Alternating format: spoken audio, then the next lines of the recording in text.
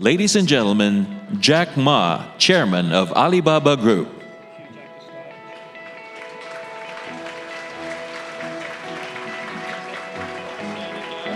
And Isa Mijeno, co-founder of SALT.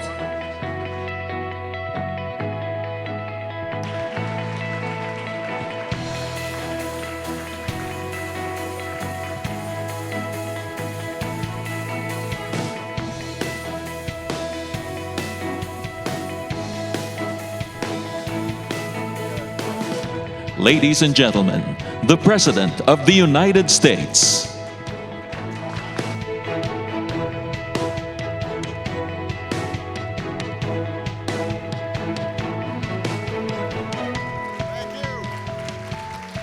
Thank you so much. Thank you. Thank you, everybody. Thank you. Thank you so much. Thank you. Everybody, please have a seat. Well, good morning.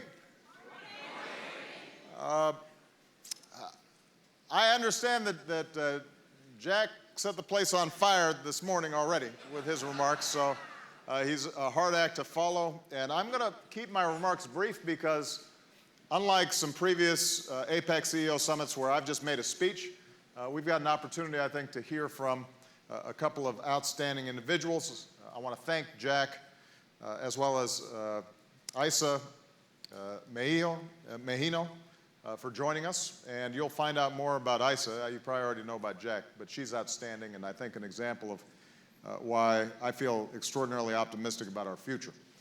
It is wonderful to be back in the Philippines. We appreciate President Aquino and the Filipino people for their warm welcome and for their leadership in hosting this year's APEC Summit. So, to our Filipino hosts, salamat po.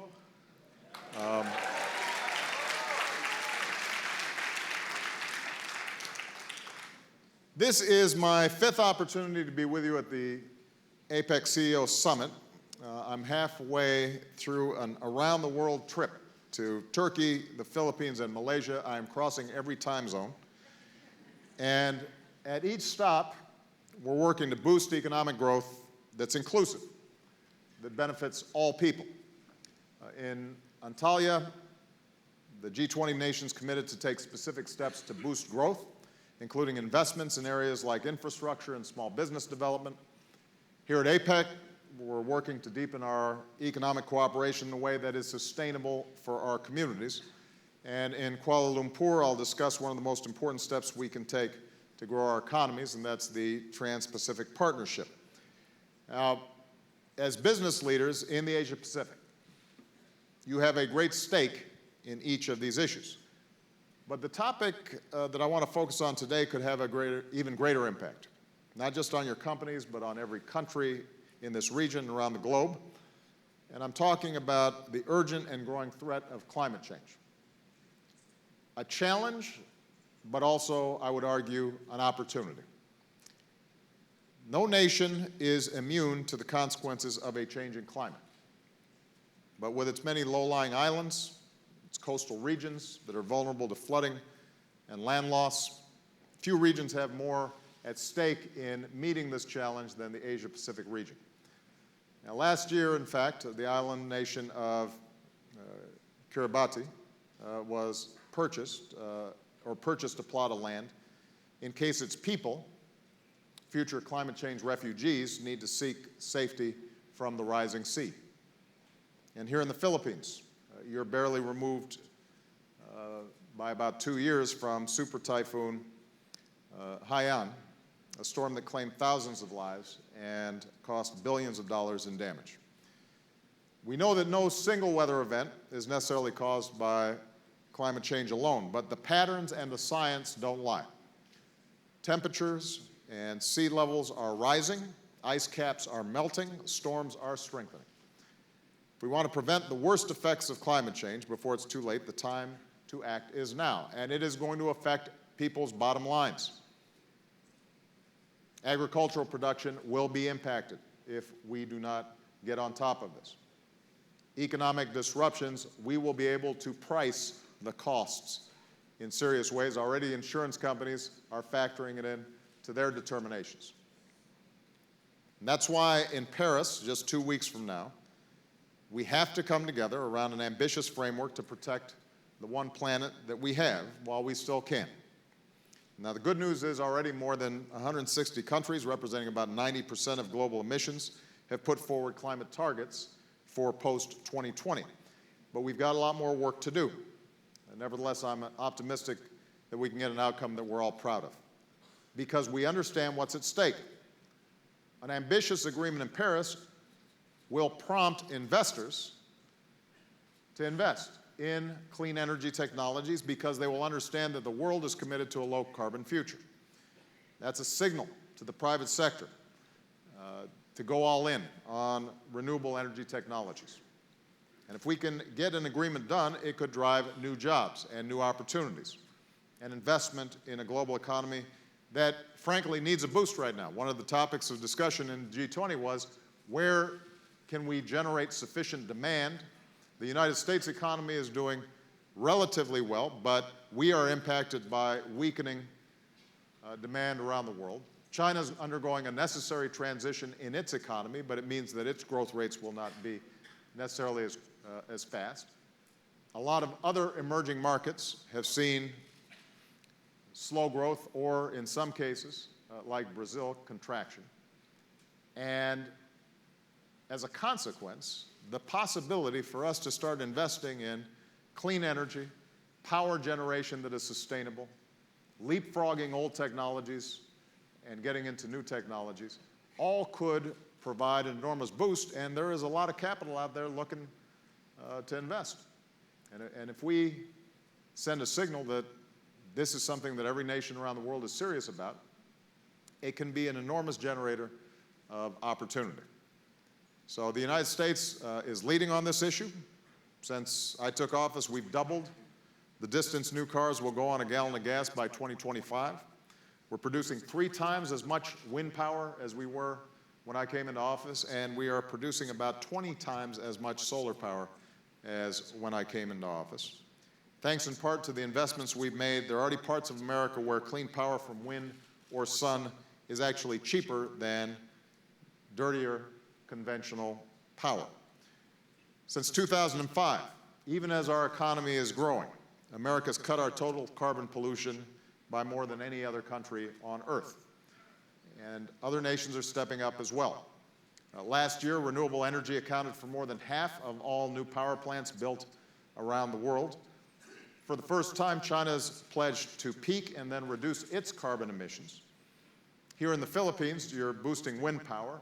APEC is working to double renewable energy and reduce energy intensity by 45% over the next 2 decades. And through the Green Climate Fund and other avenues, the international community is helping developing nations to adapt to climate change and, as I said, leapfrog over the dirtier phases of development. One of the things we tried to emphasize in Antalya, and what we're emphasizing throughout this climate discussion, is there is not a contradiction between growth, development, and being good stewards of the planet. They are complementary. And we have to break out of the mindset that says that if we're doing something about climate change, that slows growth. We have to accelerate it. And the fact that President Xi and I, when we met, were able to put forward an accord as the 2 largest emitters sent, I think, a pretty strong signal to other countries that we see this not just as a challenge, but as an opportunity as well. Now, the problem is governments can't do it by themselves. The good news is that more and more companies are realizing that climate change presents a huge business opportunity. And we see this in America. Google, Apple, Costco are among the world's largest corporate buyers of renewable energy. Walmart has installed more on-site solar capacity than any business in America. Last month, I announced that 81 companies have joined our American Business Act on Climate Pledge, and more pledges are coming in every day. And these companies committed a total of at least $160 billion in areas like clean energy, combating deforestation, reducing emissions, and water usage. And this progress is not limited to big businesses. You've got small businesses and folks up and down the supply chain who are investing in energy efficiency and clean energy too. And oftentimes they're finding that they're saving money while operating in a cleaner way. We're seeing great examples across Asia as well. Now, the private sector is getting involved in renewable energy in countries like Vietnam. Right here in the Philippines, we're seeing major investments in a massive wind and solar project. So my message to you today is that your businesses can do right by your bottom lines and by our planet and future generations. The old rules that said we couldn't grow our economies and protect our environment at the same time, those are outdated.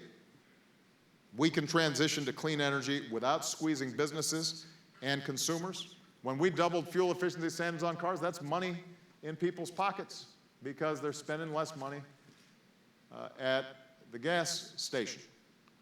And that's true across our economy. And this is the way that the world is headed. It's going to go in fits and starts. There will be some countries and some sectors that resist. But it is inexorable, it is inevitable that we move in this direction, and I hope that the companies that are represented here see this as an opportunity. Innovators are coming up with new ideas every single day, which brings me to my two partners here for this panel, Jack Ma and Isa Mijeno. Isa is an entrepreneur here in the Philippines who launched a startup around a brilliant idea, which is selling lamps that run on nothing more than salt water. She's an engineer. She'll have to explain the physics around this thing. And I guess you've heard of Jack. But he's not just the founder of Alibaba, a giant in e-commerce. He also happens to be a leader on environmental issues like clean water and climate change. And part of what we thought would be useful was to have a young, new entrepreneur, a young at heart, but not as young, large entrepreneur, compare notes about why they see this as an opportunity, why they think that it's good business sense as well as good environmental sense, and how we collectively can be more supportive and encouraging of the kind of innovation that they represent. So with that, we'll begin our discussion. Thank you.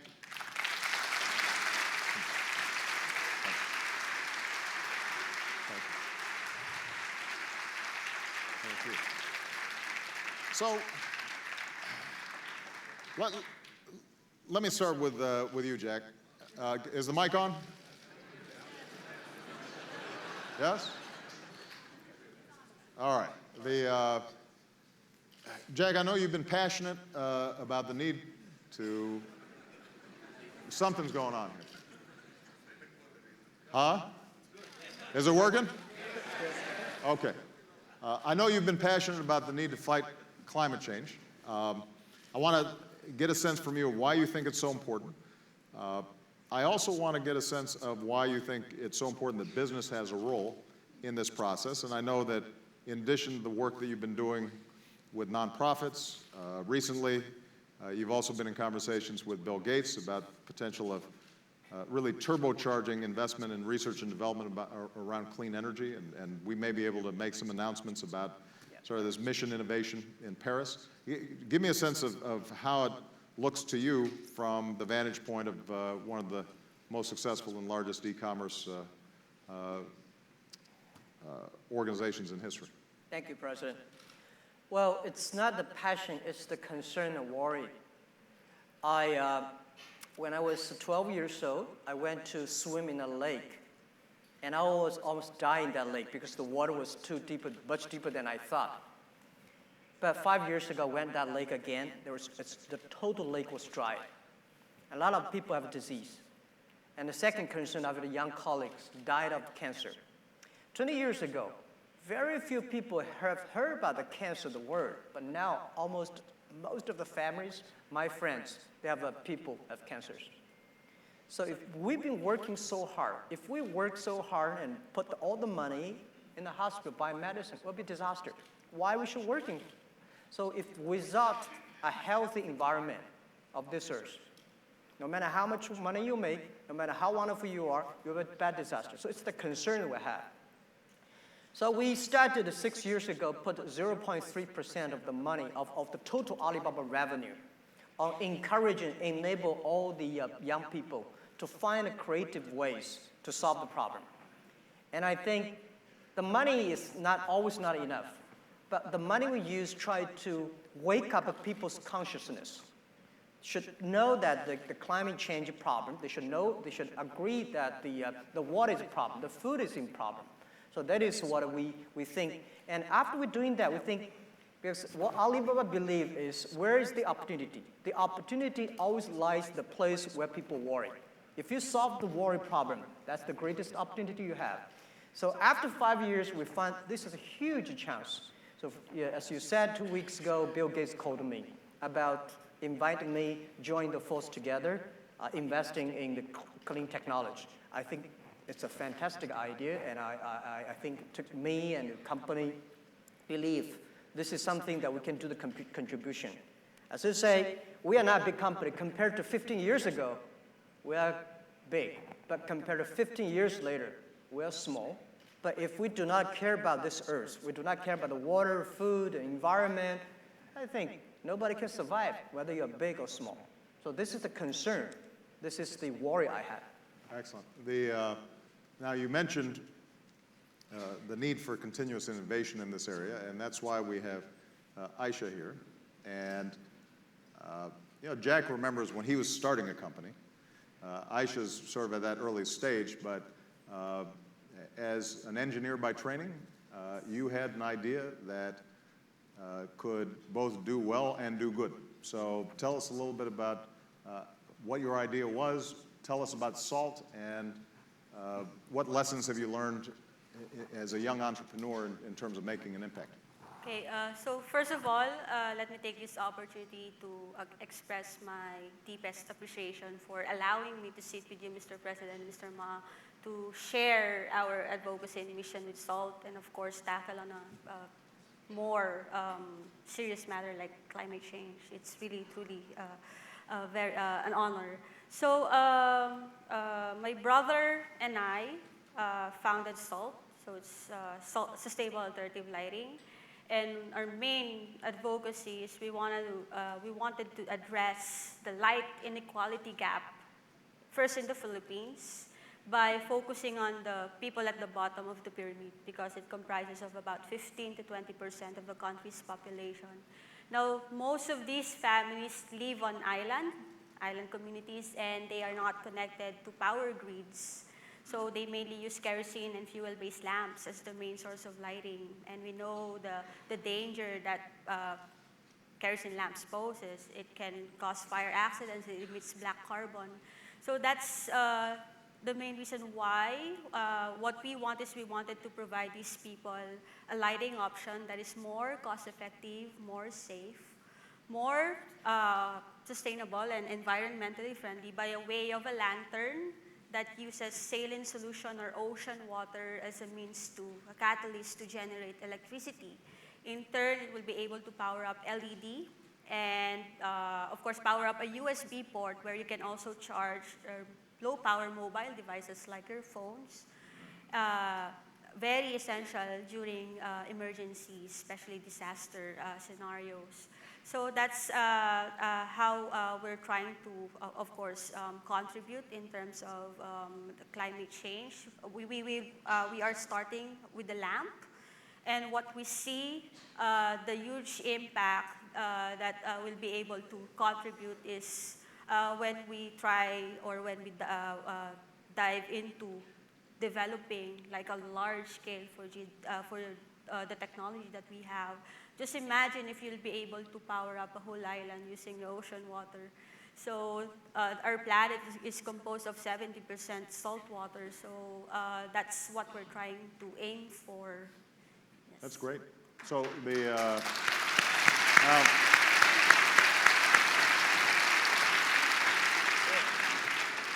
just to be clear, Aisha, so with some salt water,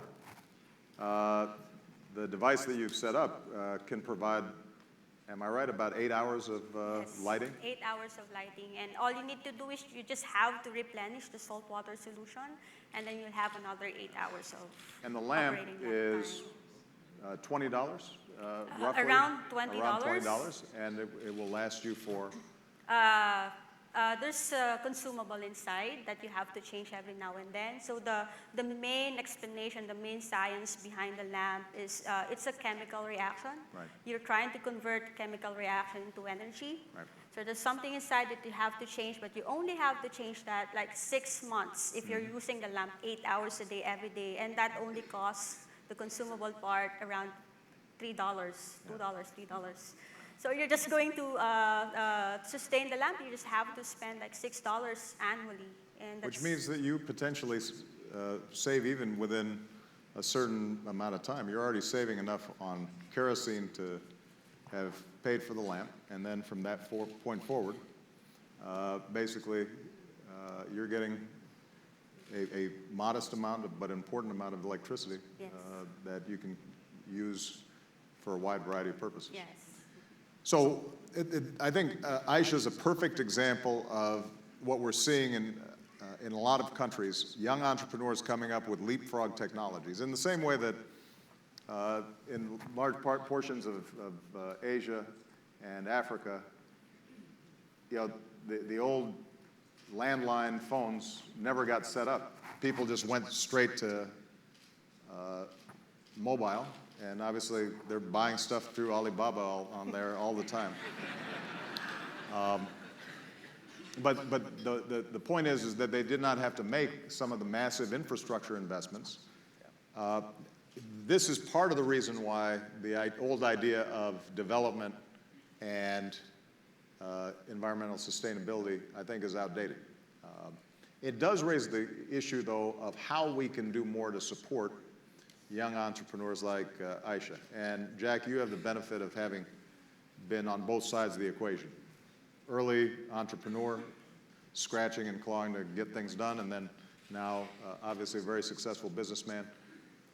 How can both government and larger companies be assisting in creating the kind of climate for innovation that encourages young entrepreneurs like Aisha? Yeah, government is simple, just reduce the tax or no tax for these guys.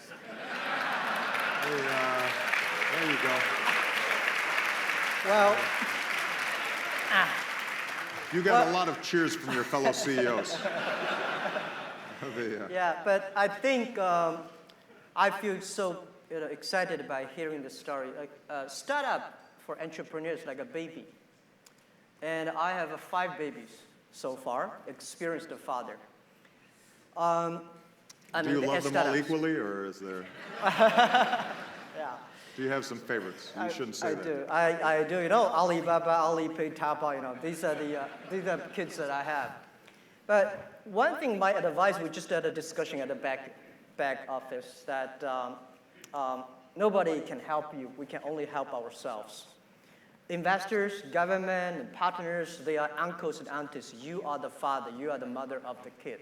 Don't give up the kid. Because when we start up talking about our kid, our passion, it all sounds crazy. But you are the guy, take care of the kids. But what we do is that we are a platform. Our job is to enable. On the 11/11 day, we sold $14.5 billion, and this year we got like $500 billion sales totally on our platform. We do not sell anything. We empower others people to sell. So our platform is to empower the small business to realize their dreams. Company like that, we have a company that is, they have an APP helping trucks because the truck logistic, they normally deliver things from this city to that city full of packs. But when we come back, all empty. So the applications try to making sure all the truck drivers can find the resources. So our technology and platform try to empower this company. And last year alone, they saved $1.5 billion fuel because of the thing. So I think using the technology in innovative ways, and all other things, big companies, it's difficult for big companies to keep the innovation keep on. The innovation is always outside your company. So for us, when we see companies like that, we're excited, we put the money inside, we're using technology, and we also promote them on our platform if they are environment friendly. Thanks. Yeah. Aisha, what have been the biggest challenge for you in terms of scaling up? You've got a technology, you feel confident that it can work. She's won, by the way, a lot of prizes and gotten a lot of attention, so this is not like one of those infomercials where, you know, you order it and you can't make the thing work. It's, but what have been the biggest challenges, and how could both the public sector and the private sector be more helpful in terms of encouraging young entrepreneurs like you? Well, based on our experience, I guess what we need here is like a support system, because we have the passion. So if you don't mind me telling you the backstory of how we started, the main inspiration of coming up with the application, a lighting application, was when I did a personal immersion up in the mountains of Kalinga. So there I learned of a story that because of scarcity of public transportation, people had to travel down the mountain and walk 6 hours just to get kerosene for their lamps. And they do that every other day. So we have the passion. So what we need is like a support system, both from the private sector and the government, to like mentor us, guide us how we can scale up the product or the project. And yes, we also need a lot of support in terms of funding. So that's where that's our main challenge right now. We're on a critical phase. We're trying to mass produce the lamp. So we're just looking for someone to fund us to get the project moving.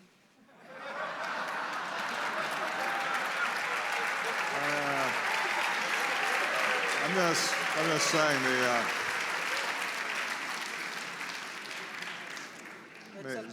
serving him as a matchmaker here a little bit. But a couple of things, and I know we're running out of time, but I just want to comment on. First of all, I do think that there's a role to play for government in providing tax incentives for the production of clean energy. What's been interesting, if you look at solar, for example, heavy subsidies on the front end, but because of the trend lines in reducing the costs per BTU coming out over the last several years, it's exceeded many of our expectations, and increasingly the subsidies become less and less necessary. So early phase, you may need some support. Over time, less support. A second area, Jack, where I do think that the government has an important role to play, and I think you wouldn't disagree with this, is on basic research and development. Most of your businesses, the people in this audience, you have an R&D budget, but oftentimes it's commercializing a technology that's relatively proven, tweaking it, where governments can do what it's hard for companies to do, is to that front-end basic research that doesn't have necessarily an immediate payoff, but will then serve as the laboratories for young people like Aisha to discover, based on that basic research, I've got a new idea and I can do something else. And that's, in fact, how the internet came about, in part, was a combination of incredible innovation, but also some basic government funding that had come in on the front end. But the thing that I maybe want to ask you, Jack, sort of in closing, is whether you think that other businesses that you're interacting with and dealing with, particularly in the APAC countries, feel this same urgency that you do, or do you think that you're still an early evangelist for this and you have to persuade others a little bit more? And the reason I say that is because I think China's an interesting example. Like the earlier patterns of England or the United States, when a country's growing rapidly, it doesn't pay a lot of attention to the environment. As it enters into sort of middle income status, suddenly people start looking at cancer rates, they start looking at the air, the water, and you become more conscious and that that's a good, a value that we have to price and care about. And I'm wondering whether you think your fellow business leaders are seeing that same kind of transition and opportunity in this region. Yeah, I think I take China for example. I think today, because of the air in Beijing, the smoggy, it caused attention and government and all the business changed a lot in the past 4 years.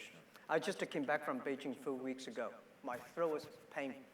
And I think we organized called a Paradise Foundation. I invited 45 business leaders in China. All joined, all put money inside. And we think that there are a lot of things business should do. It's too late to complain whose fault. Whether your fault or my fault, let's solve the problem together. It's the combined work of government, private sectors, scientists, and sociologists and philanthropists. We have to work in together. So I think the thing is that how we can work in a way more efficiently. I believe always you should have a philanthropic heart inside, but business way, because you have to get the things down. That is why scientists tell us how to do properly. Business should tell us how to get things done efficiently, and government should have the good environment and foundations of researching. And also we need a lot of media's guide to tell people how we do it. But I think this area, Asia Pacific, especially China, we are taking good actions, but we need to do in a way that is really workable. I bought a big piece of land in Brandon, Adirondack in the States, the forest. The reason I bought it is not for buying the forest. The reason I bought it is by the experience of how America solved the problem in the last century, 30s. How they solved the problem there. It will bring the technology, bring the know-how back to China, back to this part of the world. I think it's the opportunity. And it's too late to worry. We have to make action, join together. This is what we believe. Excellent, excellent. And Aisha, the closing comments. I mean, obviously, you're about to scale up, and we're confident that you'll be successful. But one of the most important things that you've said, in my mind at least, is that this starts from the bottom up. That whether it's in the Philippines or in Tanzania or anywhere in the world, that people who are trying to improve their lives, that they can't be asked to just stay poor in order to solve this problem. They need electricity, they want transportation, they want the same things that exist in developing nations. But what that means is that if we're working at that grassroots level, seeing what folks need and figuring out in an efficient way how to deliver improved quality of life while being environmentally sustainable, that's an enormous opportunity. But it starts at looking at the aspirations and hopes of ordinary people. Is that a fair thing to say? Yes, it's mainly a collaborative effort. You should not just rely on the government. Of course, you should also do your part, both as a citizen of the nation to help your people. So like what we're doing, I'm focusing on what I'm good at, which is, of course, R&D, research and development. And we just entered, with the help of local incubation program here in the Philippines, we were able to partner with a local manufacturing company who's trying to help us assemble the lamp. And we're also in talks. We are getting so many support from organizations and foundations to distribute the lamps across the Philippines. So with all those, it's a collaborative effort. So you have to, of course, be open with regards to partnering and helping out people, especially in our case, people that don't have access to electricity. Electricity is a basic need, and light is a basic need, and we should be addressing that. And before I, of course, before I before I get to my closing remark, I would like to focus on climate change, coming from an academic background. So I just wanted to emphasize that climate change is real.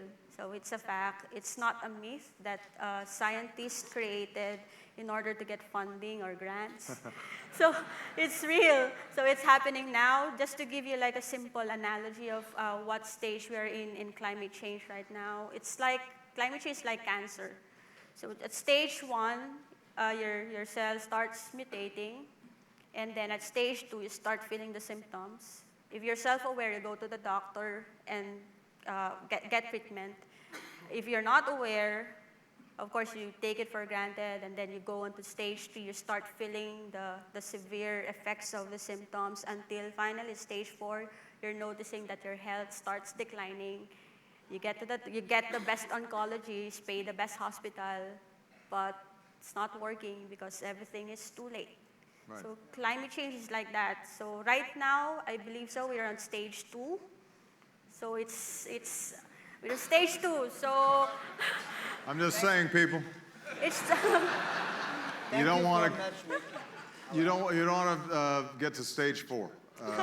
yes, and we don't want to get And we all have a huge investment in making sure that our children, our grandchildren, our great-grandchildren are able to enjoy prosperity, and that's dependent ultimately on a planet that accommodates us. I will say that the lamp you talked about, in addition to providing light, you can also charge a cell phone, right? Yes. And if people have these lamps, they're more likely to charge their cell phone, which means they're more likely to use e-commerce Yes. and more likely to purchase things through We'll sell Alibaba. it online. So I think that there's a synergy here. Everybody, please give Jack and Aisha a big round of applause. Thank you.